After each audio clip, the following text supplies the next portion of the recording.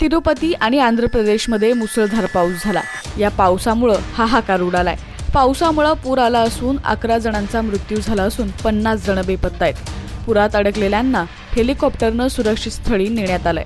आंध्र प्रदेशच्या अनंतपूर जिल्ह्यातील चित्रावची नदीच्या पुरात अडकलेल्या 10 जणांना हेलिकॉप्टरमधून रेस्क्यू करण्यात आलंय।